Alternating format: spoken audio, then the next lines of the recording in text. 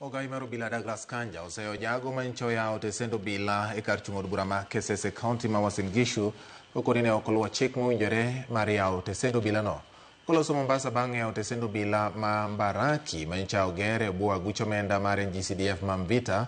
Kanja okoni nitiere chike ma onego oluw kapok oyao tesend Obila moro amora e pachoka.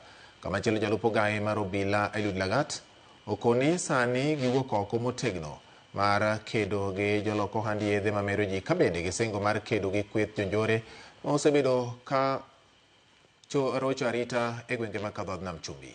Alifungua station yake, police station. Ya kwanza mimi niseme hiyo ni makosa. Maana kuna taratibu ile inafuatwa. Wananchi wa hapa for example wakitaka station, kuna utaratibu ambao inafuatwa. Hiyo ilikuwa ni makosa kubwa ambao haikutakana kufanyika namna hiyo, lakini ikiwa wananchi ya eneo hiyo bado wako na haja na kuwa na kituo cha polisi, hiyo ndio utaratibu ambao inatakana kufuatwa. Asante sana. Na tumesha direct officers wetu hapa. Issues ya madawa, bangi, pombe haramu hatutakubali katika maeneo hili. We will not allow our children to perish because of dawa za kulevya. We are going to fight it hard. We are going to fight it from the south, from the north, from up, down, until